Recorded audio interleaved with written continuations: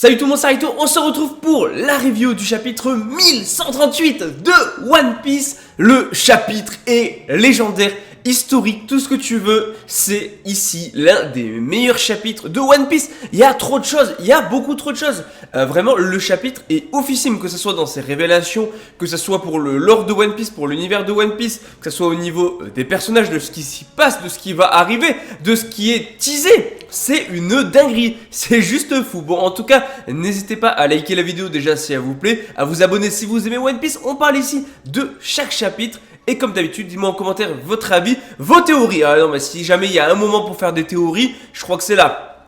Je crois qu'on a rarement, enfin on n'a pas eu de chapitre aussi riche depuis un bon moment. Et là, des théories, des choses, on peut en dire. On peut en dire énormément. Et je pense même faire du coup une vidéo dédiée en fait pour la double page. On verra, la double page de fin.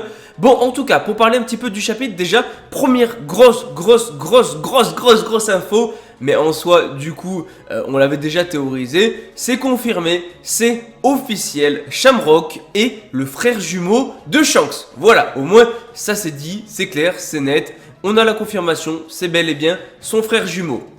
Ça explique un petit peu la ressemblance, mais voilà, ça j'aime bien l'info parce qu'en fait c'est Loki qui justement va se dire comment tu peux ressembler autant à Shanks. Et en fait du coup Shamrock va lui expliquer qu'effectivement Shanks c'est bien son frère jumeau et que en fait Loki va se poser des questions. Comment ça se fait que du coup l'un soit un pirate, l'autre un dragon céleste, alors que c'est totalement opposé. En fait justement ce que Shanks explique, c'est que ils ont été séparés il y a longtemps et que il est revenu une fois effectivement sur la Terre Sainte de Marie-Joas, Shanks, mais qu'il préfère rester dans soi-disant ce monde inférieur et répugnant.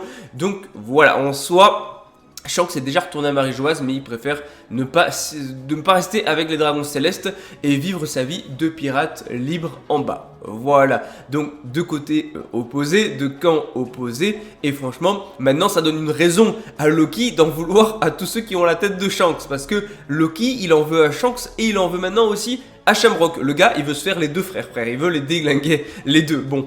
Bon, c'est pas dit que ça se fasse parce que vu comment il va se faire éclater, mais en tout cas, il est en mode voilà, je vais me venger, surtout je vais venger mes potos là. Oui, parce ils ont tué en fait toutes les créatures, tous les animaux qui voulaient aider Loki. Et là, attention, Shamrock qui s'énerve en mode, c'est vite dit, qui est en mode tu me menaces moi. Et donc là, directement, il va sortir Cerberus. C'est une dinguerie. Son épée a un fruit du démon. Il y a carrément Cerberus qui va sortir de son épée. C'est une folie. On a le chien des enfers.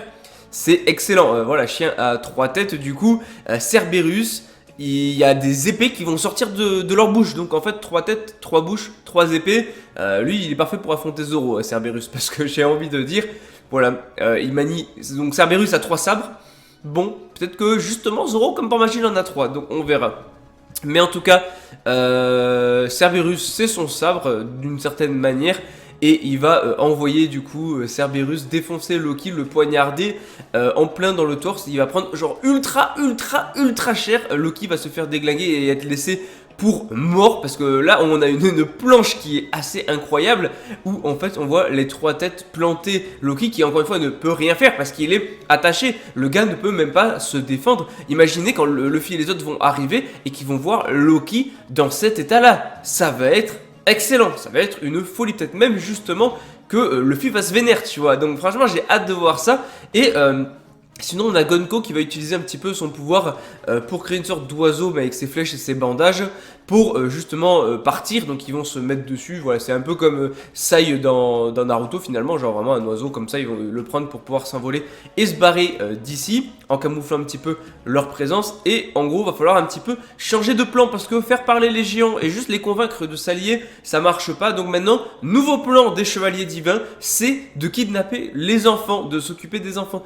Là ça craint parce que du coup déjà il y a plein d'enfants avec Robin et tout, et là ça va partir en vrille parce que ça va très mal se passer tout ça. Et en plus de ça ils veulent faire venir un autre chevalier divin, mais qui on ne sait pas. Voilà, Gonko demande qui est-ce qu'on appelle pour cette mission là. Donc il y a potentiellement un 3e des chevaliers divins qui va se pointer ici à Elbaf. Non mais là vraiment c'est trop, il manque plus que Dragon. On est au prime, mais Cross Guild aussi ça serait fou, Barbe Noire, mais bon non. Mais au moins Dragon, voilà Dragon. Et oh mec, Dragon tu as dit que t'allais bouger quand les chevaliers divins bougeront. Alors maintenant, si tu bouges pas, je sais pas ce que tu vas attendre, frérot. Donc là, les chevaliers divins ils bougent, donc tu bouges. Ok, on veut te voir, Dragon, un petit peu. Bon.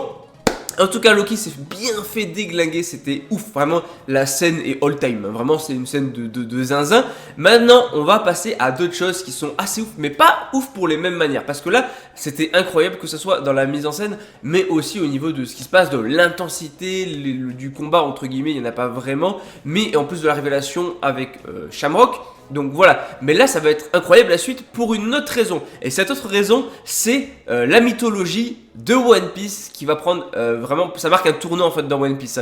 Là vraiment ce chapitre là marque un tournant dans l'œuvre de One Piece parce que ce qu'on va apprendre, ce qu'on va voir, ça approfondit tellement la mythologie de l'univers de One Piece que franchement les théoriciens One Piece, on va s'en donner à cœur joie. Alors moi je suis pas full dans la théorie, je suis pas trop dans la théorie un petit peu, mais très vite fait. Je laisse du coup les autres faire les giga grosses théories, c'est un peu moins mon délire. Mais bien sûr qu'on en fera quelques-unes, qu'on va parler un petit peu de cette dernière double planche qui est assez folle.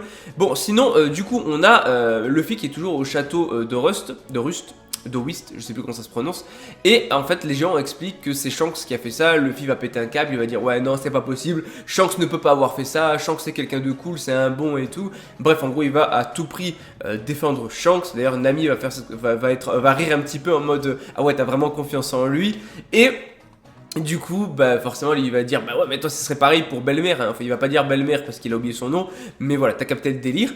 Alors, en vrai de vrai, je sens que il va prendre une claque parce que s'il tombe sur Shamrock, soit au début il va croire que c'est Shanks qui a fait tout ça, ou alors même peut-être que du coup les enfants ou les géants et tout vont dire justement parce que là on a Shamrock qui est parti voir les enfants.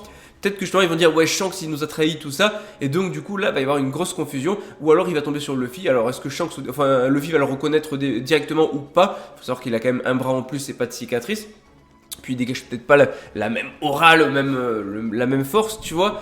Mais j'adore parce que là, à quel point il a confiance en lui et à quel point ça va tout vriller, ça va être ouf. Non mais ça va être fou, ça va être fou. Et en plus quand justement il explique que les seuls membres en fait de la famille, parce que voilà, il se pose la question, peut-être c'est un frère de Shanks, peut-être c'est un membre de la famille de Shanks. Parce que Luffy il ne sait pas trop en fait, Shanks ne lui a jamais parlé de sa famille. Pour lui en fait sa seule famille c'est Riley, enfin c'est les membres de l'équipage de Roger, sauf Baggy. J'aime bien le sauf Baggy, en même temps on peut pas inclure Baggy, mais Baggy du coup on sait toujours pas d'où il vient vraiment, qui est sa vraie famille, hein, parce qu'on va sentir que Baggy c'est le fils de Xebec à un moment. Voilà, au point où on en est. Et non mais en vrai, du coup, j'ai hâte de voir aussi pour Baggy parce que je pense qu'il y aura un petit truc derrière. Sinon, au moment justement où Luffy parle des membres de l'équipage de Roger, le gars qui était en train de boire avec Crocus se pointe. Il est pas loin de la porte d'entrée et il va probablement rencontrer Luffy. Et peut-être bien qu'il s'agit de Gaban, ou bien de Shiki, ou bien d'un autre personnage. Dans ces cas-là, on s'y attend pas forcément, parce que c'est un petit peu les deux qui nous viennent en tête avec ce qui se passe actuellement dans One Piece. Et à chaque fois que Luffy a été en difficulté, on a toujours eu un membre de l'équipage de Roger pour essayer de lui indiquer un petit peu la voie. Donc ça serait le dernier, voilà, pour indiquer la voie à Luffy. Avant de trouver le One Piece, avant de partir dans cette grande guerre, cette troisième guerre, dans ce troisième monde, voilà, parce que oui, on parle carrément ici de monde, on a eu le premier monde avant le siècle oublié, probablement, le deuxième monde qui était la période du siècle oublié, et le troisième monde c'est maintenant. Donc on en parlera après, ça c'est par rapport à la fresque de fin, par rapport au grand truc mural qu'on a qui est incroyable. Je pense là vraiment, on a tous été choqués par ça, mais j'en parlerai juste après. Bon en tout cas, on a Franky qui discute avec Ripley, tout ça, voilà, il discute jusque là, et il tombe sur une fresque qui, a priori, aurait été fait du coup par des enfants dans les anciens temps, enfin il y a longtemps, qui maintenant est devenu, fait partie du patrimoine culturel d'Elbaf, et a priori cette fresque aurait été réalisée il y a entre 900 et 800 ans, soit pile poil à la période du siècle oublié. Ça, déjà c'est une dinguerie. C'est une folie, une fresque ultra importante, on va en parler, et donc du coup forcément Franky il a envie de prévenir Robin de ça, parce que bien évidemment Robin ça l'intéresse de fou, tout ce qui est histoire, mythologie dans One Piece, elle veut toujours en savoir un petit peu plus, et notamment sur le siècle oublié, mais là ça va au-delà du siècle oublié, puisque c'est une guerre qui a eu lieu, qui a commencé finalement avant le siècle oublié, dans le premier monde, voilà, le premier monde qui se passerait avant le siècle oublié. Donc on va voir. En tout cas on voit les enfants avec Robin et tout, donc je sens parce que y a Shamrock qui va se pointer, parce que là on voit les enfants avec Robin, ils sont dans la bibliothèque, enfin on les voit à l'école et tout, enfin ça va partir en cacahuète tout ça, et Robin qui du coup trouve un livre que Sol va lui passer, et Sol explique justement, voilà, il y a plusieurs versions en fait du dieu soleil, hein, parce que c'est des textes anciens, et la légende Nika est racontée en secret, et là, La seule chose en fait que toutes les versions de Nika ont en commun, c'est que en fait il apparaît toujours en riant et en faisant, en rigolant, tu vois. Et là, attention, allez, maintenant on en parle, il est temps qu'on en parle, il faut qu'on en parle, on est obligé. Alors, je sais pas si je vais rentrer je vais rentrer un peu dans le détail. Je sais pas si je vous ferai une deuxième. En fait, je voulais faire une deuxième vidéo pour vous parler de la double planche, mais d'un autre côté, je pars au Japon, donc ça va être assez compliqué puisque je pars. On est quoi? On est jeudi, je pars samedi matin. Donc voilà, donc ça va être très compliqué de vous faire une vidéo. Donc pour l'instant, on va décortiquer un petit peu ça dans cette review et on verra après si je ferai une autre vidéo. Donc, premier monde. Sur Terre, il y avait des flammes. Les hommes, consumés par leur avidité, touchèrent le soleil interdit. Les esclaves se mirent à prier et le dieu du soleil répondit à leur appel. Mais le dieu de la terre, empli de colère, se dressa. Avec le serpent des flammes infernales, ils unifièrent plutôt leurs forces, le monde tout entier fut englouti dans la mort et l'obscurité. Jamais plus leurs chemins ne se croisèrent. Ça, c'est le premier monde. Deuxième monde, dans le néant, un souffle prit vie. Le dieu de la forêt envoya ses démons. Le soleil ne répandait que la guerre et ses flammes. Le peuple de la demi-lune fit un rêve, le peuple de la lune eut aussi sa vision. Les hommes tuèrent le soleil et devinrent les dieux. Le dieu de la mer, empli de rage, se dressa, jamais plus leurs chemins ne se croisèrent. Troisième monde, dans le chaos il y avait le vide, les traces défavorables se souviennent du jour promis, la voix de la lune fragmentée résonne, le dieu du soleil danse et sourit, tout en guidant le monde vers sa fin. Le soleil reviendra, une aube nouvelle se lèvera, ils se croiseront sûrement à nouveau. Ok. Alors maintenant qu'on a tout ça, on peut en déduire que le premier monde se passe avant le siècle oublié, que le deuxième monde c'est le siècle oublié et que le troisième monde c'est le monde actuel. Si on parle du troisième monde, qui est le plus simple je pense peut-être à décortiquer étant donné que c'est le monde actuel de One Piece, dans le chaos, il y avait le vide. Est-ce qu'on parle ici du siècle oublié, qui est une période entre guillemets vide, puisque personne ne sait ce qui s'est passé pendant cette période. Donc peut-être ça peut être ça. Les traces défavorables se souviennent du jour promis. Donc là, probablement, les conséquences du siècle oublié sur le monde actuel. Peut-être, je ne sais pas, là vraiment je suis dans la théorie. La voix de la lune fragmentée résonne. Est-ce que la lune fragmentée, c'est le D? Puisque le D, ça peut être une demi-lune, tu vois. Donc peut-être que du coup, c'est les dits, finalement. Le dieu du soleil danse et sourit. Donc ça serait Luffy, Nika, le dieu du soleil, tout en guidant le monde vers sa fin, mais peut-être guider le monde vers sa fin dans le bon sens, dans le sens où justement la fin de ce monde corrompu et justement créer un nouveau monde, puisqu'il y a marqué « Le soleil reviendra, une aube nouvelle se lèvera », donc le nouveau monde créé par Nika, peut-être par Luffy justement, ils se croiseront sûrement à nouveau.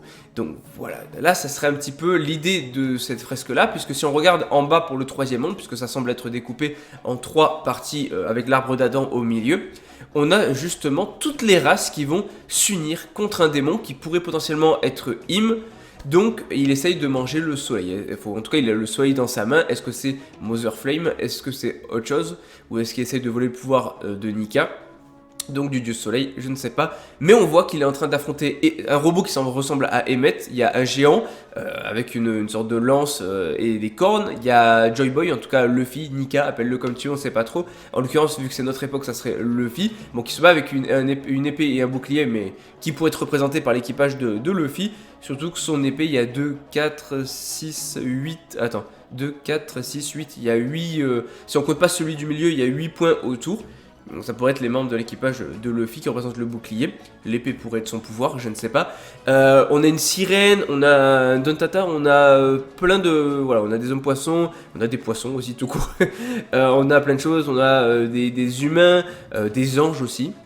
Des anges, on a plein de choses, on voit une sorte de baleine et tout. Enfin, on a énormément de gens en fait qui viennent combattre cette créature. Si ça représente le monde actuel de One Piece, en gros ça pourrait être toutes les races, tout le monde qui va s'unir contre Im et le gouvernement. Ça pourrait être une des théories, voilà. Sauf si en réalité c'est pas Im et le pire c'est Barbe Noire, mais je pense que ce serait plutôt Im vu que c'est vraiment les antagonistes de fin. Bon, voilà pour le troisième monde. Pour repartir sur le deuxième, le deuxième monde. Donc le deuxième monde, il y a marqué dans le néant un souffle prit vie. Donc là, On va plutôt commencer par le premier monde, ça sera plus simple. Donc, du coup, sur Terre, il y avait des flammes. Ok, donc a priori, il y avait des flammes. Alors, on ne sait pas trop ce que représentent les flammes. Mais en tout cas, les hommes consumés par leur avidité touchèrent le soleil interdit. Donc, est-ce que le soleil interdit, entre guillemets, c'était les fruits du démon? Genre, ils ont trouvé l'arbre des fruits du démon et je sais pas, ils les ont représentés comme ça. Et donc, du coup, ils ont récupéré les fruits du démon et avec leur avidité, ils ont voulu utiliser le pouvoir des fruits du démon. Donc, les esclaves se mirent à prier. Donc là, c'est les gens, les humains. Il n'y a pas trop de références à ce qu'il y a différentes races ou pas. A priori, il n'y avait peut-être pas d'autres races à ce moment-là. Ce qui veut dire que les autres races auraient été potentiellement créées à une autre période. Peut-être justement à l'époque du siècle oublié ou juste avant. Puisque effectivement, côté droit, premier monde, a priori, on voit que les humains. Donc ça, c'est intéressant. Il y a l'air d'avoir un peu de la technologie, des sortes d'usines et tout. Donc voilà, à voir comment ça s'est passé, mais peut-être même qu'ils ont réussi à reproduire avec les technologies des fruits du démon, un peu ce qu'essaie de faire Vegapunk, mais eux ils avaient la technologie pour, vu qu'on sait que la technologie était plus avancée avant, et celle dont se sert Vegapunk c'est celle de l'époque. Et donc la suite du texte c'est « Et le dieu soleil répondit à leur appel, mais le dieu de la terre, empli de colère, se dressa. » Alors la question c'est qui est le dieu de la terre? On ne sait pas exactement. Et avec le serpent des flammes infernales, donc je présume c'est le sorte de serpent qu'on voit ici à droite, ils unifièrent leurs forces, voilà, et le monde tout entier fut englouti dans la mort et l'obscurité. Donc jamais plus leurs chemins ne se croisèrent. Donc ok. Là, bon, ça donne un petit aperçu. Après, c'est très vague. Faudrait vraiment aller creuser beaucoup plus. En plus, on voit une sorte de lune, je sais pas trop. Mais ça, c'est plus sur le deuxième monde, j'ai l'impression, la lune. Enfin, c'est entre le côté droit et le milieu. Même, il y a un bateau, justement, qui vole. Et on dirait d'ailleurs une sorte de foudre en bas. Ça fait un chemin, mais en même temps une foudre. Donc ça pourrait être lié à ENR, du coup, la lune. Peut y avoir plein de choses, puisque aussi dans le deuxième monde, du coup, pour en parler, dans le néant, un souffle prit vie. Le dieu de la forêt envoya ses démons. Donc là, on ne sait pas exactement quel dieu de la forêt, quels sont ces démons. Ou alors est-ce que c'est lié finalement aux fruits du démon. Donc du coup, les fruits du démon, c'est plus dans ce monde-là que ça a été créé. Le soleil ne répandait que la guerre et ses flammes. Le peuple de la demi-lune fit un rêve. Donc là, on reviendrait au peuple de la demi-lune, donc au Di. Donc justement, sachant que l'histoire des Di, tout ça, ça date un petit peu de la période du siècle oublié, donc logiquement du deuxième monde. Le peuple de la lune eut aussi plutôt sa vision. Donc à voir qui est le peuple de la lune, sachant que si les Di, c'est les demi-lunes, il y aurait des... Pas des Di, des hauts, c'est vrai, non. Et les hommes tuèrent le soleil et devinrent des dieux. Donc ça c'est intéressant. Le dieu de la mer empli de rage se dressa. Le dieu de la mer, on aurait pu penser à l'arme antique de Shirahoshi quoi. En plus tu vois Franky devant cette fresque. En fait il y a trop à analyser. Je pense que je ferai ça du coup dans une autre vidéo, plus dans la théorie, plus dans le détail. Je vais voir si j'ai le temps parce que là je vous avoue demain je me lève à 7 h au moment où je fais la vidéo. Et après je pars samedi matin au Japon donc ça va être très compliqué. Peut-être des TikTok ou des trucs comme ça. Je vais essayer de faire au max. Voilà mais...